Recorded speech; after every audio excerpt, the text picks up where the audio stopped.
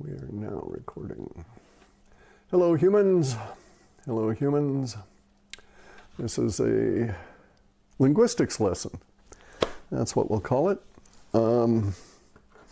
So in the first industrial revolution in France, Belgium, and Holland, and England too, the serfs that were brought in to work in the factories, not willingly, were working in an environment in which there were these, they were powered factories, okay? They had steam donkey engines that provided power through belts. And they used these belts to run things like lathes and other equipment, including early forms of stitchery equipment. It wasn't really a sewing machine, but it was stitchery equipment for loose weave kind of clothing. But anyway, these our industrial revolution was powered by these wooden rollers. We're looking at a side view that had these belts that went around them, and there'd be another roller over here, and it would have an extension, and then there would be another belt that would come down here to power the actual machine. And the machine would sit over here on some kind of a table, and the human would stand here, and he was French. Let's give him a French nose and some French hair, and he's standing here working away, right? Doing stuff here.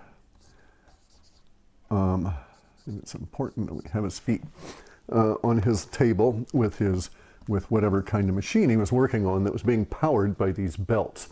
And these belts would run through the buildings overhead. They hung. So these guys here had wires that came out of them, or rod that suspended them from the ceiling. And so that was your factory environment. And these were hell. Okay, this is not well lit. There was hardly any light anywhere, virtually no windows. Glass was poor, transmission ability was terrible. These were dark, they were dirty as fuck, because these belts would whip up all of the stuff. There were people upstairs working and walking around, causing stuff to go through the loose floors. And so it was not a good environment to work in. It was not very pleasant at all. It's not like going into an office, right? So this was a very hellacious place in which to work. Now, this is the very first industrial revolution. It was let's just say 1750s. Okay, it starts in the 1750s with these kind of mechanisms spreading throughout France and Belgium and Holland, mainly along the coast, and then over into England. This is all pertinent to our short little video here today, because these Frenchmen, and that's not a very good drawing of a Frenchman, I apologize, but these guys wore, like the people in Holland and in Belgium, they wore wooden shoes, right? They were poor, they couldn't afford leather. Leather was highly prized, right? You get a little scrap of leather, it'd like be passed down through the families. They would actually take leather scraps in order to make covers for Bibles. And there was this particular time when, I won't go into that, but anyway, these things became highly prized because leather was so valuable during that period of time. So people made shoes out of wood. You'd get an appropriate chunk of wood and basically hollow it out and make these wooden shoes, just like you would see sold as souvenirs and kind of stuff in Holland today. Okay, so the French called these things, and everybody called them sabots. Okay, sabot was the wooden shoe that the serf wore. It wasn't a boot, it wasn't a shoe, it was a sabot. Okay, so along comes industrial angst, and everybody hates their job. We're getting into the age of revolution. There's revolution going off in the 1770s, starting in 1759, really. In the Americas, there's this new change, this new wind blowing through the humanities consciousness, very much as we're experiencing now. And so these guys, they decided at some point they've had enough. In 1789 we get into the French Revolution, and just prior to that, we get a new word. And this new word came as a result of the French Revolution. Okay, it came as a result of the Industrial Revolution leading to the French Revolution and all of these others. The Industrial Revolution basically was participatory in the age of revolution at that time. We're in a different kind of revolution at the moment. But anyway, so in France, the word for floor is tage, T-A-G-E, okay? And so we have this new word, sabotage. And the meaning of it was to hurl your wooden shoes into the overhead works up here such that the belts would sag, the wooden shoes would come on over here and get caught up into this mechanism, and the whole thing would be brought down to the floor. So it was a sabotage. Shoe to there to floor, right? Sabotage. So we're having a wootage at the moment. This is a short little video. It's very early in the morning. All different kinds of things are going on. It's Saturday. It's raining. Maybe if it rains all day, I'll make another one of these videos. But anyway, so that was the origin of sabotage in our little linguistic lesson here. And it goes back, as I say, to the age of the Industrial Revolution and subsequent political revolutions. Now we're in the age of wootage. So that's A-G-E.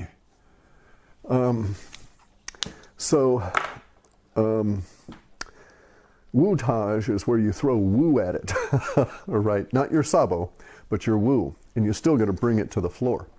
So what's going on is that this is sort of like a war report, okay? Because we're in a war now. We're at war with the globalists. If you don't fly around in a private jet, you're with the 99.99999% of humanity.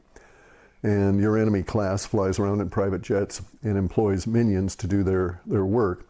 And we're after the enemy class in the bottom, and their 30 layers of minions that sit on the top of the power pyramid. Anyway, so we now have examples of wootage.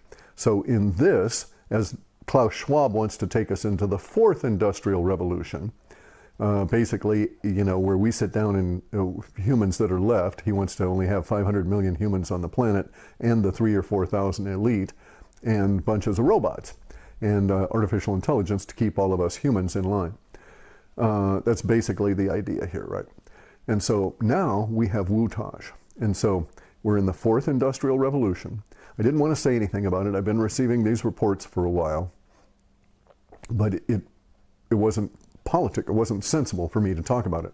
Now I think I can, because I've received reports from 5 countries that this is going on, that this wootage is happening on 3 continents. Okay, and the wootage here takes many forms. So in one instance, in the wootage, there are people that are actually along the supply chain for the vax that are emptying the vials and putting in saline or vitamin C. And they're marking the vial, putting it back in the box, putting it back there, shrink wrapping it, sending it on. Apparently the vials are shrink wrapped in groups. They're doing it exactly as it comes. They're just disassembling it, putting back in, marking them, and putting them back into the supply chain. Interesting approach there. There's other places where there are countries that have mandated it, and there are soldiers watching the application of the vax to the human, and the people, they're not necessarily medical people. The injectors are not, the vaccinators are not necessarily doctors or nurses, right, in some of these instances. But nonetheless, the vaccinators are participating in the wootage, and I've gotten many of these reports. They've been ongoing for about a month and a half now. And in one instance, they have a sleight of hand they're doing, so that they actually are not injecting into the human, but are injecting into a sponge that's concealed in the little alcohol wipe. And so they're actually injecting into that as they're pushing the needle in. They've pre-injected all of the material, pre-released all the material into the little sponge. Then they throw these away.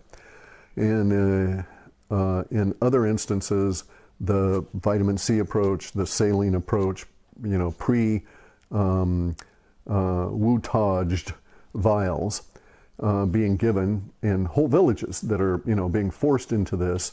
Literally, people in India and other areas that would have fled are being forced into forced vaccinations. But not all of these things are as the powers that be would want it, because humanity is fighting back every which way they can. And many people are doing wootage. So many people along the supply chain for the vax are interfering with the process in order to not cause harm to humans. Many of them are aware of what the fuck's going on. So I've heard from a guy who works in the actual production facilities that can't live with himself. He's a very low-level employee, not able to get out of his circumstances. And his actions are participating in the same way, because they are, in fact, able to derail, so to speak. And so he's caused vax damage by swapping numbers and stuff so that batches would arrive, and the people that got the batch would say, oh fuck, it's expired, and they would throw them away and order a new batch. So there would be a whole batch that would be gone simply because he changed some numbers in the coding when it was shipped out. So it was basically shipped out with maybe a 1 day's real valid date kind of a thing. So there's all kinds of wootage going on. In some of these instances, it's organized. And in some of the places where they've actually mandated vaccine documents that have to be filled out and stamped, and everybody has to look at them, those places are also, coincidentally, I got to be very careful about this, populated by people whose ethos would not have them harm other individuals. Very life-affirming kind of people. And so even in those cases, even the doctors are participating in this. The doctors are actually mixing up the batches of vitamin C to replace the inoculant material inside the vials, and then that day's work. And so as far as the soldiers are concerned, everything's normal, right? In one case, one of the doctors I heard from, he says that they're giving the real shit to the people that deserve it. He says, he says, we've got batches of the real shit unaltered, unwutaged, and they're giving it to the people that would enforce this kind of crap on them. So if those guys die, they die.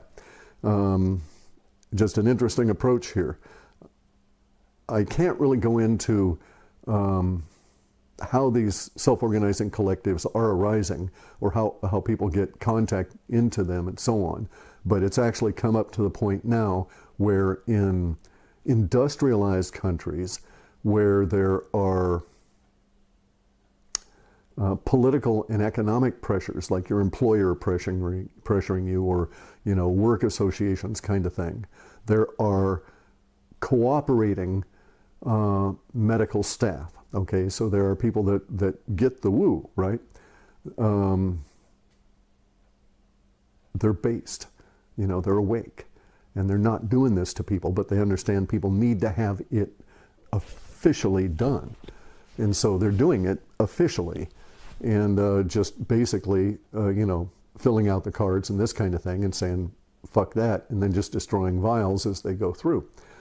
Just so that there's a track record that they've actually been in, getting rid of the vials going through supposedly through their inoculation center. So anyway, didn't want to go on too much, but hooray for humanity. We got wootage going on all around the planet, as I say, on 3 continents that I've been informed of. It's been going on for a number of months, and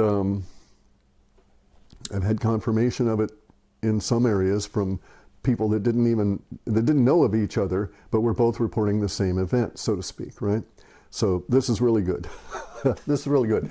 And I thought to come on out early while it's still raining and it's all yucky and stuff, and put this out for everybody and give you the little linguistic lesson here.